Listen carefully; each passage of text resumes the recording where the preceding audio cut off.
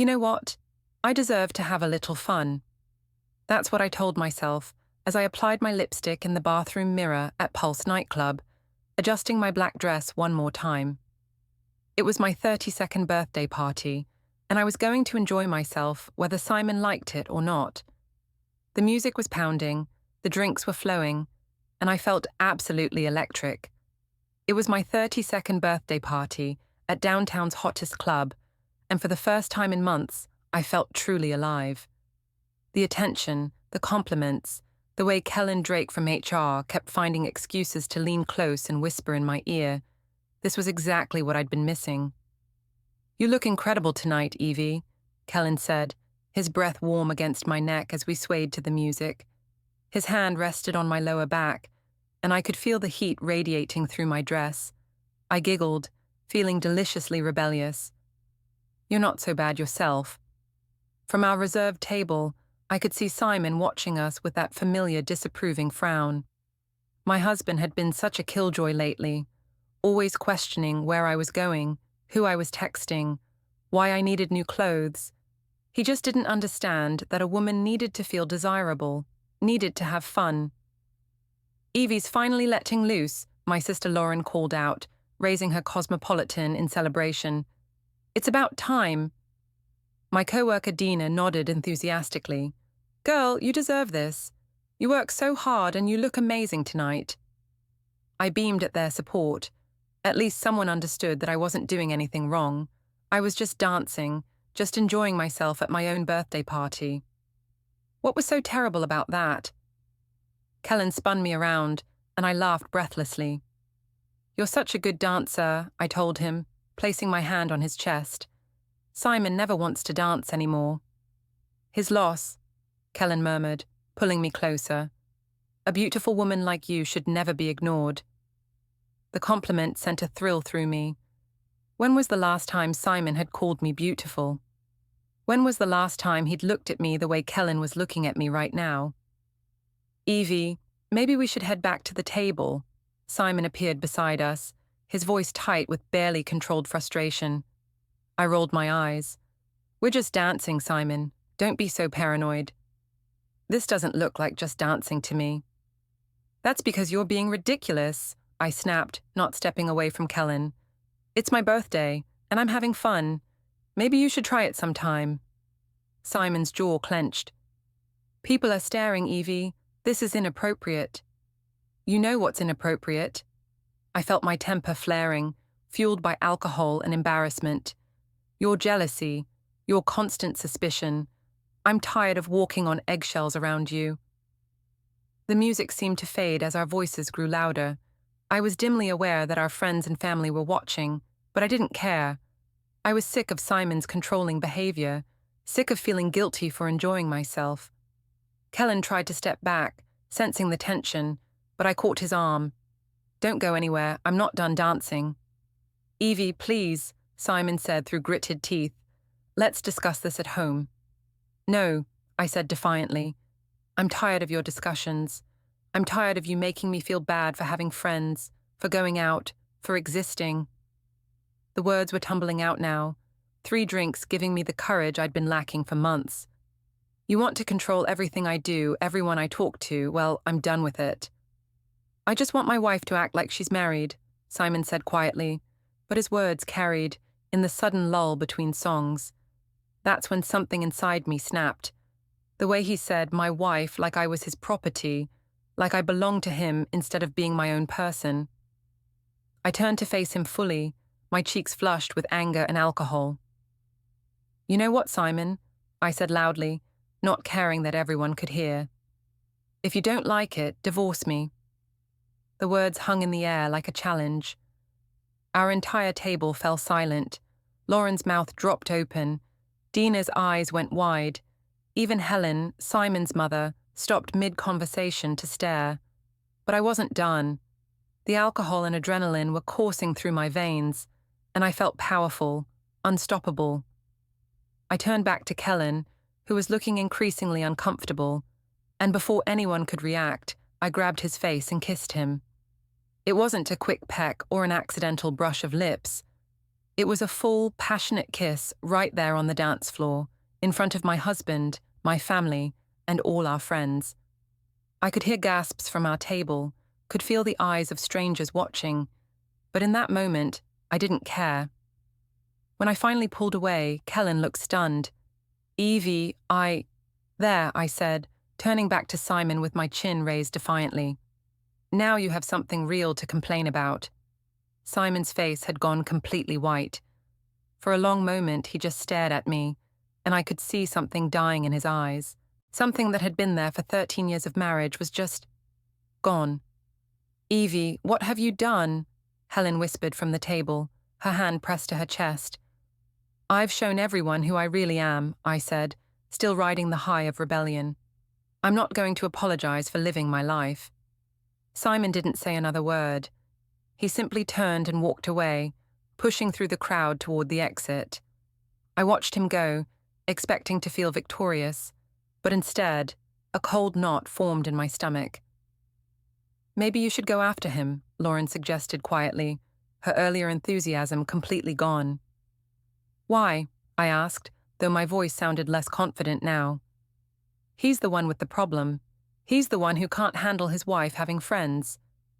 But as I looked around at the faces staring back at me, some shocked, some disapproving, some pitying, I began to realize that maybe I'd gone too far. The music had started again, but nobody was dancing. Kellen had disappeared into the crowd. Even Dina was avoiding my eyes. I think maybe we should call it tonight, Martin, Simon's father, said gently, standing up from the table. No, I protested.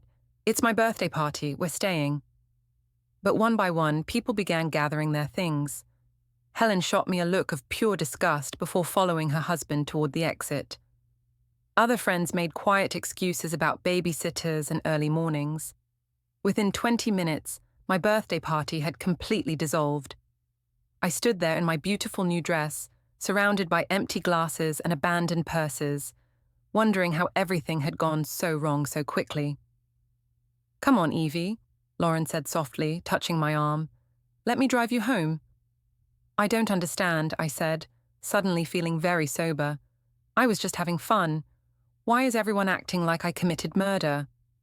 But even as I said the words, I knew they sounded hollow. The look on Simon's face when I'd kissed Kellen kept flashing through my mind. The way he'd just walked away without fighting, without yelling, without trying to win me back. For the first time all night, I wondered if maybe I'd made a terrible mistake. I woke up the next morning with a pounding headache and the sinking realization that Simon hadn't come home. His side of the bed was still perfectly made, and his car wasn't in the driveway. For a moment, I felt a stab of panic, but then I reminded myself that he was probably just being dramatic. He'd probably spent the night at his parents' house, sulking like a child. The house felt eerily quiet as I made my way to the kitchen. Usually, Simon would be up early making coffee and checking his emails before work. Our 7-year-old daughter, Leia, was still asleep, thank God. I wasn't ready to explain why Daddy wasn't home. I was nursing my second cup of coffee when I heard Simon's key in the front door. He walked into the kitchen without looking at me, his clothes wrinkled from sleeping in them. His hair was messy, and there were dark circles under his eyes. Where were you? I asked, trying to sound casual rather than accusatory. My parents' house, he said quietly, pouring himself coffee. His voice was flat, emotionless. Simon, about last night. Don't. He held up his hand without turning around. Just don't. I felt my defensive instincts kicking in. You can't just shut down every time we have a disagreement. He turned to face me then, and I was startled by the coldness in his eyes. A disagreement? Is that what you're calling it? You're blowing this completely out of proportion, I said, standing up straighter. I had a few drinks, I danced with a coworker, and yes, maybe I got a little carried away.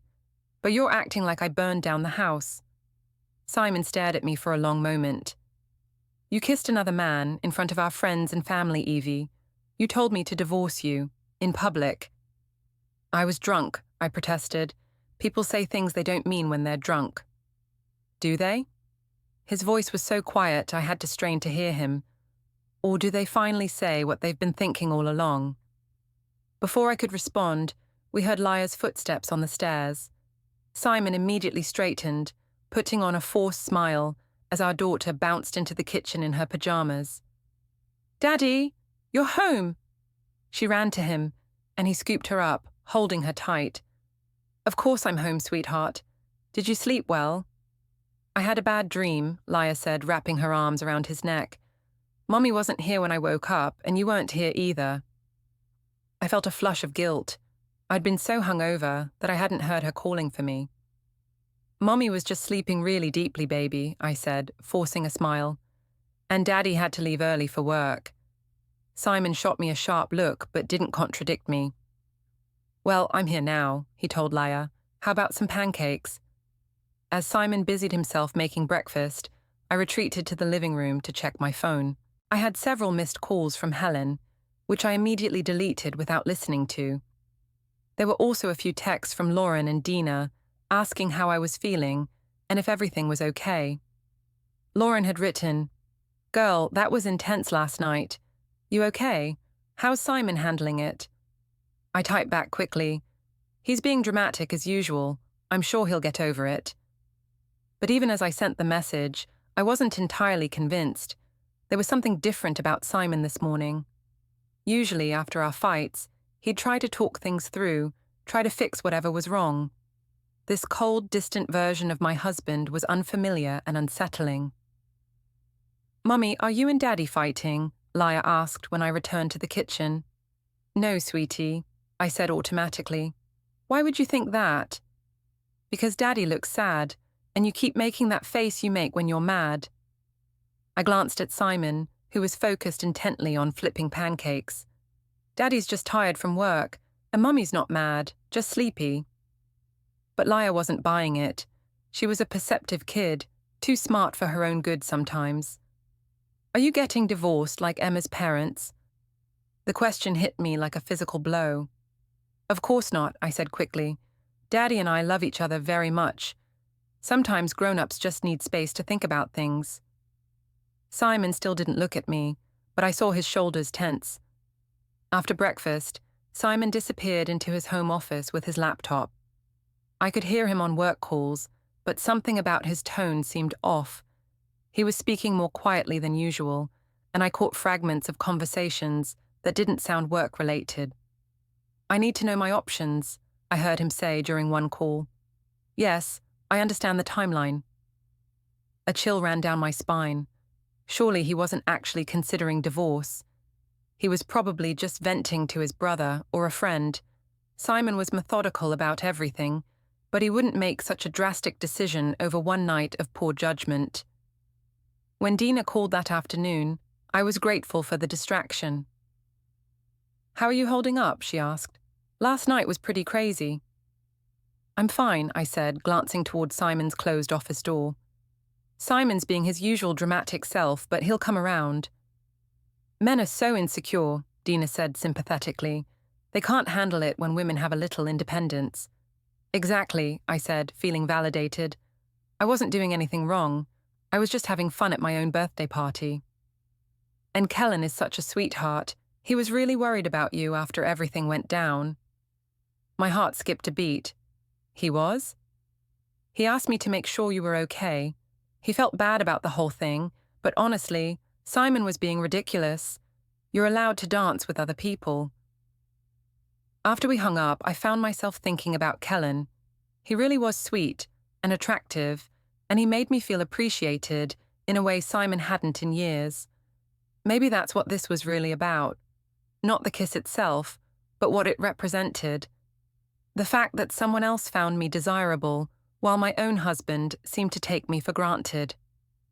That evening, Simon emerged from his office only for dinner. He was polite but distant, making small talk with Laya, but barely acknowledging me. When she asked if we could watch a movie together as a family, he made an excuse about work emails. "I'll watch with you, baby," I told Laya, shooting Simon a pointed look. "Daddy's too busy." But even as I tried to make Simon the villain in this scenario, I couldn't shake the feeling that something fundamental had shifted. The way he looked at me, Or rather, the way he didn't look at me was different. It was like I'd become invisible to him. That night, he slept on the couch for the first time in our marriage. I lay in our empty bed, staring at the ceiling and telling myself he was being childish. But deep down, a small voice was whispering that maybe, just maybe, I'd pushed him too far. I pushed the thought away. I was the victim here. I was the one married to a controlling, jealous man who couldn't handle his wife having friends or enjoying herself. If he wanted to sulk on the couch, that was his choice. But as I drifted off to sleep, I couldn't stop thinking about the look in his eyes when I'd kissed Kellen. It wasn't anger I'd seen there, or even hurt. It was resignation. Sunday lunch at Helen and Martin's house had always been a tradition in the Morland family, but this week I was dreading it more than a root canal. I knew Helen had opinions about what happened at my birthday party, and she'd never been one to keep her thoughts to herself. "Do we have to go?" I asked Simon as he buttoned his shirt. It was the first time he'd spoken to me in 2 days beyond basic necessities. "Laya looks forward to it," he said simply, "and my parents deserve an explanation." An explanation for what? For me having fun at my own party? Simon paused in the middle of adjusting his tie. "Is that really what you think happened, Evee?" "I think you and your mother are making a mountain out of a molehill." He didn't respond, just finished getting dressed in silence. The drive to his parents' house was excruciating, with Laya chattering in the back seat, while Simon and I sat in frozen silence. Helen greeted us at the door with a tight smile that didn't reach her eyes. "Evee," she said coolly, "how are you feeling?" "I'm fine, thank you," I replied, forcing brightness into my voice. "Looking forward to lunch." Martin hugged us both, but I could feel the tension radiating from him too. Even Leah seemed to pick up on the atmosphere, staying close to Simon's side, instead of running off to play like she usually did. Lunch was a minefield of loaded glances and careful conversation. Helen asked about work, about Leah's school, about everything except the elephant in the room. But I could feel her watching me, judging me, waiting for the right moment to pounce. It came during dessert. "So," Helen said, setting down her coffee cup with deliberate precision, "I've been hearing some interesting stories about Friday night." "Helen," Martin warned quietly. "No, Martin, I think we need to address this." She turned to me with steel in her eyes. "Is it true that you kissed another man at your birthday party?" I felt my cheeks burn. "I don't think that's any of your business." "It became my business when you humiliated my son in public," Helen shot back. "When you told him to divorce you in front of half the town." "I was drunk," I said defensively. "People make mistakes when they're drunk." "Mistakes?" Helen's voice rose. "You call kissing your coworker a mistake?" "Can we please not do this in front of Laya?" Simon interjected, but his daughter was already looking between us with wide, frightened eyes. "Are you getting divorced?" Laya asked in a small voice. "No, sweetheart," I said quickly, shooting a glare at Helen. "Grandma is just upset about something silly." "Silly?" Helen stood up abruptly. "Martin, take Leah to see the garden." "I don't want to see the garden," Leah protested, but Martin gently guided her outside despite her complaints. The moment they were gone, Helen turned on me with full force. "How dare you call this silly? How dare you sit at my table and act like you've done nothing wrong?" "I haven't done anything wrong," I insisted, standing to match her energy. "I danced with a friend and gave him a kiss. It meant nothing." "It meant nothing to you, maybe," Helen said coldly. "But look at what it's done to my son. Look at him, Evee. Really look at him." I glanced at Simon, who was sitting quietly with his hands folded on the table. He did look tired, older somehow, but that wasn't my fault. "He's being overly sensitive." "Overly sensitive?" Helen laughed bitterly. "His wife publicly humiliated him and told him to divorce her. How exactly should he react?" "He should trust me," I said. "He should know that I love him and that one stupid mistake doesn't change anything." "But it does change things." Simon spoke for the first time since we'd arrived. His voice was calm, almost conversational. It changes everything. I turned to face him fully. It doesn't have to. We can work through this. Can we? He looked at me with those same cold eyes I'd been seeing for days. Tell me, Evie, when was the last time you told me you loved me without me saying it first? The question caught me off guard. What does that have to do with anything? When was the last time you initiated any kind of physical affection? When was the last time you seemed happy to see me come home from work? Simon, that's not... When was the last time you chose to spend time with me instead of your phone, or your friends, or your coworkers? I opened my mouth to respond, but no words came. Because the truth was, I couldn't remember. When had I stopped being excited to see my husband? When had I started viewing him as an obstacle to my happiness instead of a partner in it? That's what I thought, Simon said quietly. Helen was watching this exchange with a mixture of satisfaction and sadness. You've been checking out of this marriage for months, Evie. Friday night was just the final nail in the coffin. That's not true, I protested, but even I could hear how weak it sounded. Isn't it? Helen challenged. Tell me honestly, are you happy in your marriage? The question hung in the air like a challenge. I wanted to say yes, wanted to defend my marriage and my commitment to Simon, but the words wouldn't come. I started, then stopped. Marriage is complicated. That's not an answer, Helen pressed. Are you happy being married to my son? I looked at Simon, who was watching me with an expression I couldn't read. For a moment, I considered lying, considered saying what everyone wanted to hear. But something about the intensity of their stares made me tell the truth. I don't know, I whispered. The admission seemed to suck all the air out of the room. Helen sat back down heavily, and Simon just nodded as if I'd confirmed something he'd already suspected. At least you're being honest, he said quietly. But that doesn't mean I want a divorce, I added quickly. I just think maybe we need counseling, or a vacation, or something to reconnect. Evie, Simon said gently, you kissed another man and told me to divorce you, in front of our friends and family. You can't take that back with counseling. But I didn't mean it, I said desperately. I was drunk and angry and I said something stupid. Maybe, Simon said, or maybe you said exactly what you've been thinking for months. Before I could respond, my phone buzzed with a text message. Without thinking, I glanced at it, and my heart stopped. It was from Kellen. Hope you're okay. Been thinking about you. I quickly turned the phone face down, but not before Simon saw my reaction. His expression didn't change, but something shifted in his eyes. Who is that? Helen asked suspiciously. Nobody, I said quickly. Just Lauren. But Simon was already reaching for my phone. Let me see. No, I said, grabbing it away. You don't have the right to go through my phone. The room fell silent again. Even I could see how guilty that made me look, but I couldn't let them see Kellen's message. It would just confirm all their worst suspicions. I think, Simon said slowly, that we should head home. Laya needs to do her homework. The drive home was even more uncomfortable than the drive there. Laya kept asking why everyone was upset, and I kept giving her non-answers, while Simon stared out the window. That night, as Simon settled onto the couch again with his pillow and blanket, I finally broke.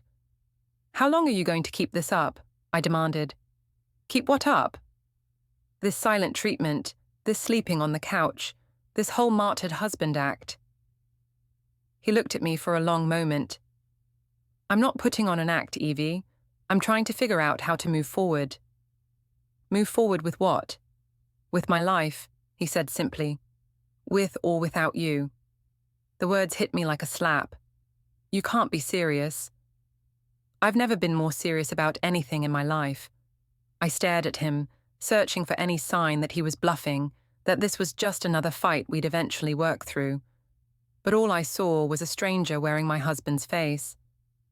Simon, please, we can fix this. Can we? He sat up, looking at me directly. Tell me honestly, do you love me? Another impossible question. Of course I loved him, didn't I? We'd been together for 13 years, married for 10. We had a daughter together, a house, a life. But when I tried to access that feeling, that spark of love and attraction I'd once felt for him, I found nothing.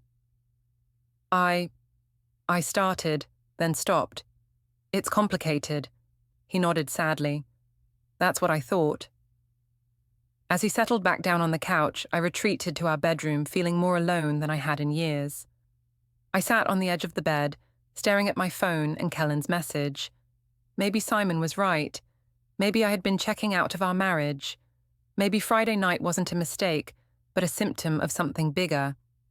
But that didn't mean I was ready to give up. I just needed time to figure out what I really wanted. I typed back to Kellen. Thanks for checking on me.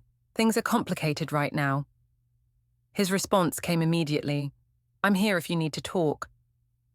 I stared at the message for a long time before finally turning off my phone. Tomorrow, I'd figure out how to fix my marriage. Tonight, I just wanted to feel like someone cared about me. The next few weeks fell into a strange, uncomfortable routine. Simon continued sleeping on the couch, speaking to me only when necessary, and focusing all his attention on Laya. He left for work earlier than usual and came home later, claiming he had extra projects. When he was home, he spent most of his time in his office with the door closed. I tried to act normal, but it was becoming increasingly difficult. Laya kept asking why Daddy was sleeping in the living room, and I was running out of excuses. At work, Kellen had become a welcome distraction from the tension at home. You seem stressed, he said one afternoon, appearing at my desk with coffee. Everything okay? Just the usual married life drama, I said, accepting the cup gratefully. Thanks for this. Anytime. He perched on the edge of my desk, lowering his voice. Look, I feel terrible about what happened at your party. I never meant to cause problems between you and Simon. You didn't cause anything, I assured him. Simon's just being his typical controlling self. He'll get over it. But even as I said the words, I wasn't sure I believed them anymore. There was something different about Simon's behavior this time. Usually, after our fights, he'd try to make up, try to talk through the problem. This cold distance was new and, frankly, terrifying. Maybe we should get lunch sometime, Kellen suggested, to talk through everything. As friends. I hesitated. Having lunch with Kellen would definitely not help the situation at home. But then again, Simon was barely speaking to me anyway. Why should I isolate myself just because he was being unreasonable? I'd like that, I said. How about Thursday? We made plans to meet at a little cafe downtown, away from the office and away from anyone who might know Simon. It felt slightly secretive, which gave me a little thrill of excitement I hadn't felt in months. That evening, I found Simon in his office again, but this time he wasn't on a work call. He was writing in a notebook, and when I knocked on the door, he quickly closed it. What are you working on? I asked, trying to peer over his shoulder. Just some notes, he said vaguely, sliding the notebook into his desk drawer. Notes about what? He looked at me for a moment, and I saw something calculating in his expression. About us. About what's been happening. A chill ran down my spine. What kind of notes? The kind that help me remember things accurately, he said carefully. Dates, conversations, events. Simon, you're scaring me. Why are you writing down our conversations? Because, he said, turning to face me fully, I have a feeling I'm going to need to remember them later. The implication was clear, and it made my stomach drop. You're really considering divorce, aren't you? I'm considering my options, he said calmly. All of them. I wanted to argue, to tell him he was being dramatic, but something about his tone stopped me. This wasn't the emotional, hurt Simon I was used to dealing with. This was someone methodical, someone planning. What about Laya? I asked weakly. What about her? She needs both her parents. Together. Simon's expression softened slightly. She needs parents who love and respect each other. She needs stability and honesty. Right now, she's not getting any of that. I couldn't argue with that. Laya had been clingy and anxious lately, constantly asking if we were fighting, if we were getting divorced like her friend Emma's parents. The tension in the house was affecting her, and I hated that. We could try counseling, I suggested. Maybe a therapist could help us work through this. Would you be honest with a therapist? Simon asked. Would you tell them about Kellen? The question caught me off guard. There's nothing to tell about Kellen. We're just friends. Simon stared at me for a long moment. Are you? Of course we are. I told you the kiss was just a stupid mistake. I'm not talking about the kiss, Evee. I'm talking about what's happening now. My heart started racing. What do you mean? I mean the texts, the lunch dates, the way you light up when you talk about him. I don't have lunch dates with Kellen, I said quickly, and I don't light up when I talk about him. Don't you? The way he said it made me wonder what he knew, what he'd observed. Had I been that obvious? I thought I'd been discreet about my friendship with Kellen. Simon, you're being paranoid. Am I? He opened his desk drawer and pulled out his phone. Because I've been paying attention, Evee. I've been watching and listening and documenting. Documenting what? Instead of answering, he showed me his phone. It was open to our cell phone account, showing detailed call and text logs. My breath caught as I saw the evidence laid out in black and white. Dozens of texts between my number and Kellen's, calls during work hours, patterns of communication that looked damning even to me. This is from the past 2 weeks, Simon said quietly, since the party. Want to explain to me what you and Kellen have been discussing so frequently? I stared at the screen, my mind racing. Most of the texts had been innocent. Work stuff, casual conversation, him checking on me after the party drama. But I could see how it looked, especially the late-night messages and the calls during what should have been work hours. We're friends, I said weakly. Friends text each other. Friends don't text each other at 11 p.m. when their spouses are in the same house, Simon said. Friends don't have 40-minute phone conversations during lunch breaks. I felt trapped, caught in something that looked worse than it was. You're taking this completely out of context. Then give me the context, Simon challenged. Show me the messages. Let me read what you've been talking about. I clutched my phone protectively. No, I have a right to privacy. Not when your privacy is destroying our marriage. We stared at each other across his desk, and I realized this was a turning point. I could come clean, show him the messages, prove that nothing inappropriate had happened. Or I could maintain my privacy and let him draw his own conclusions. I'm not showing you my private conversations, I said finally. If you don't trust me, that's your problem. Simon nodded slowly, as if I'd just confirmed something he'd suspected. Okay, I have my answer. He turned back to his computer, effectively dismissing me. I stood there for another moment, waiting for him to say something else, to fight with me, to demand more answers. But he just started typing, ignoring my presence completely. I left his office feeling shaken. The way he'd said, "I have my answer," suggested he'd already made up his mind about something. But what? And what was he planning to do about it? That night, I lay in bed staring at the ceiling, listening to Simon moving around downstairs. I could hear him talking quietly on the phone, though I couldn't make out the words. Who was he calling at 11 p.m.? And why was he being so secretive about it? My phone buzzed with a text from Kellen. Sweet dreams, beautiful. I stared at the message, my heart racing. It was innocent enough, but if Simon saw it, he'd definitely take it the wrong way. I quickly deleted it and turned off my phone. But as I drifted off to sleep, I couldn't shake the feeling that I was walking into a trap I didn't fully understand. Simon was planning something, documenting something, building toward something, and I had no idea how to stop it. Thursday's lunch with Kellen was supposed to be innocent. Just two friends grabbing sandwiches and talking through a difficult situation. But as we sat in the cozy cafe downtown, laughing over shared stories and enjoying each other's company, I realized how much I'd missed feeling appreciated. "You seem more relaxed today," Kellen observed, reaching across the table to touch my hand. "It's nice to see you smile." "I haven't had much to smile about lately," I admitted, not pulling my hand away. "Simon's been making everything so difficult." "Maybe he's just threatened by what we have," Kellen suggested. "Some men can't handle their wives having close friendships." "It's more than that," I said, finally extracting my hand but immediately missing the contact. "He's been documenting things, writing everything down like he's building some kind of case against me." Kellen's expression grew serious. "That sounds pretty intense. What kind of things?"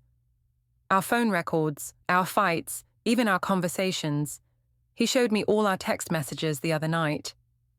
"Wow, that's—" Kellen paused, seeming to choose his words carefully. "That's kind of controlling, isn't it?" "That's what I thought," I said, feeling validated.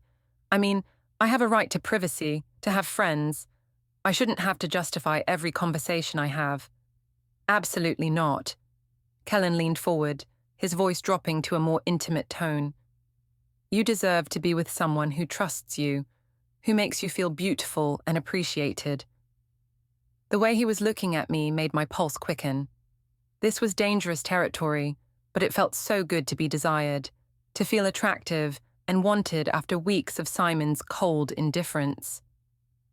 "I should probably get back to work," I said reluctantly, though I made no move to leave. "Just a few more minutes," Kellen said, his hand finding mine again. "I've been thinking about you a lot lately, Evie, about that night at the club. Kellen, I know it's complicated, but I can't stop thinking about that kiss, about how right it felt." My breath caught. This was exactly the kind of conversation I shouldn't be having, but I couldn't bring myself to stop it. After weeks of feeling unwanted and unappreciated at home, Kellen's attention was like a drug. "It did feel right," I whispered, hating myself even as I said it. We sat there for another 20 minutes, talking in increasingly intimate tones about our feelings, our connection, the impossible situation we found ourselves in. By the time I finally forced myself to leave, I felt like I was floating on air. The feeling lasted until I got home that evening and found Simon waiting for me in the kitchen with a manila envelope on the counter. "How was work?" he asked casually, but there was something sharp in his tone. "Fine," I said, hanging up my purse and trying to act normal. "Just the usual meetings and paperwork." "And lunch? How was lunch?" My blood ran cold. "Lunch? You mentioned this morning that you were going out for lunch instead of eating in the office cafeteria. How was it?" I didn't remember mentioning lunch, but maybe I had. "It was fine, just needed to get out of the office for a bit." Simon nodded thoughtfully. "Where did you go?" "Just around. You know, that little place on 5th Street. I was improvising now, trying to remember if there actually was a restaurant on 5th Street. "The Italian place?" "Yeah, that one." Simon picked up the manila envelope and opened it slowly. "That's interesting, because I called the Italian place on 5th Street, and they said they were closed today for renovations." My heart stopped. Maybe it was a different street. I don't really remember." "You don't remember where you had lunch 4 hours ago?" I could feel the trap closing around me, but I couldn't figure out how to escape it.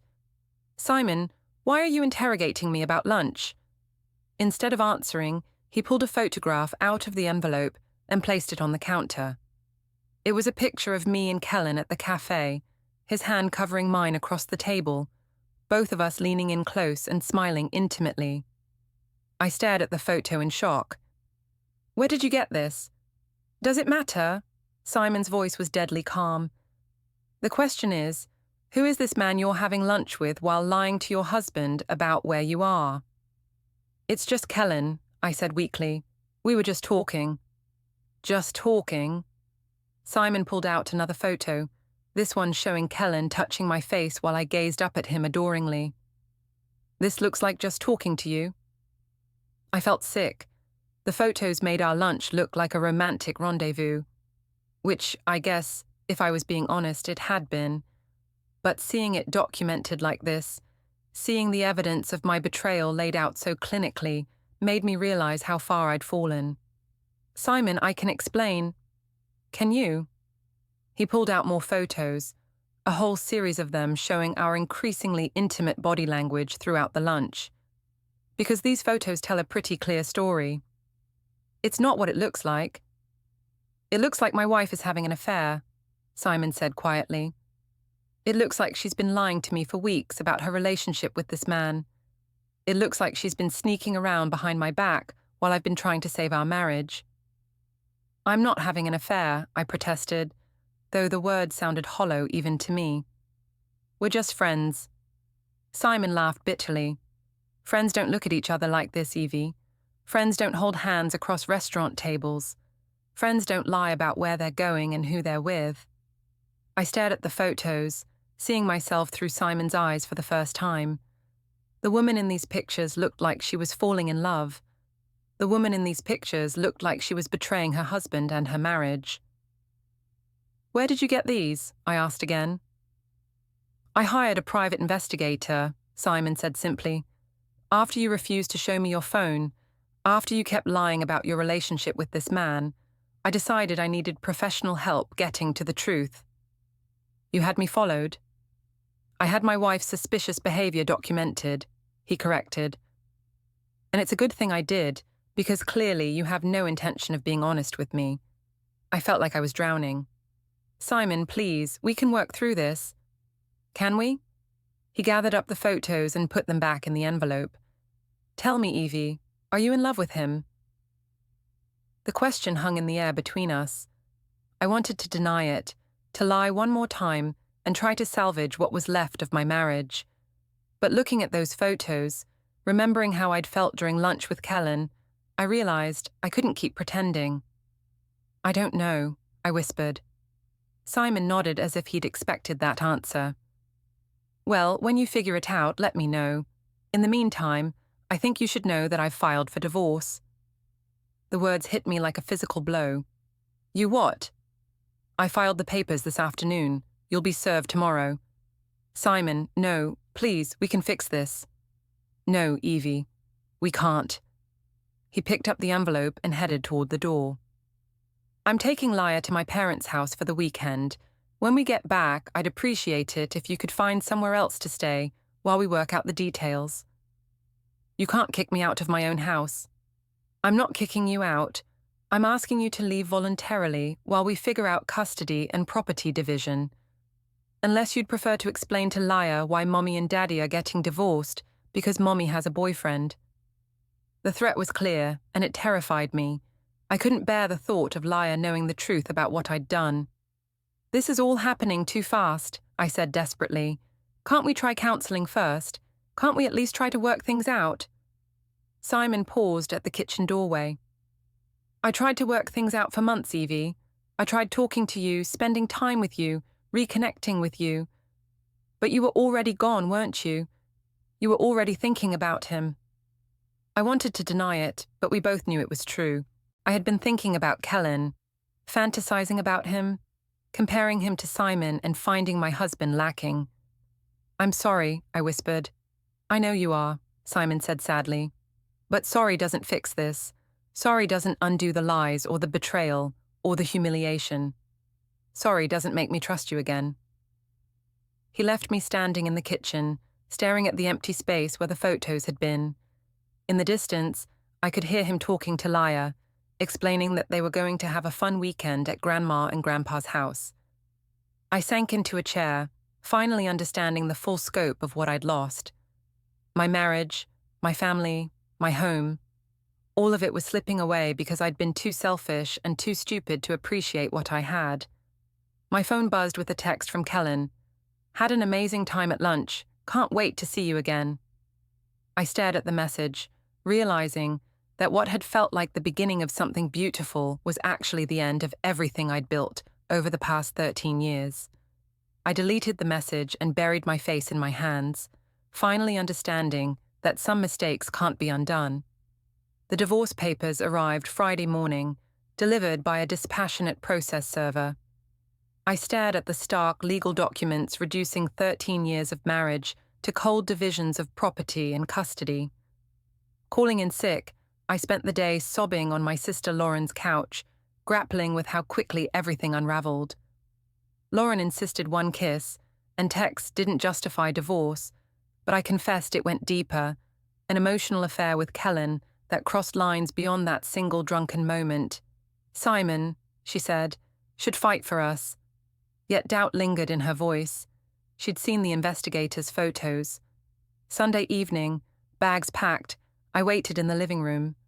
Laya, our 7-year-old, asked tearfully why I was leaving. I knelt, promising both parents loved her, but she perceptively linked it to the man I'd kissed at the party. Her heartbreak mirrored mine. I want our family together. I echoed the wish, unsure if I meant it anymore. At Lauren's, I dove into Kellen. Dinners, movies, romance Simon hadn't offered in years. For weeks it felt destined, but divorce proceedings exposed the truth. Simon's evidence painted me as the abandoning adulteress. In court, recordings of my private doubts with Lauren played, captured in our home. My lawyer objected, but the judge allowed them. Testimony buried me. The judge awarded Simon primary custody of Laya, supervised visits for me every other weekend, and most assets to him. Friends and family watched in silent judgment. Months later, in a cramped apartment, my fling with Kellen collapsed under scrutiny. I see Laya briefly, under supervision, rebuilding fragile trust. The deepest pain isn't loneliness or loss. It's realizing I traded a faithful, loving family for fleeting fantasy. Simon was right. Nobody truly wins. I demanded consequences that night at the club, and they arrived, devastating and irreversible. The cost of my choices haunts every empty Sunday.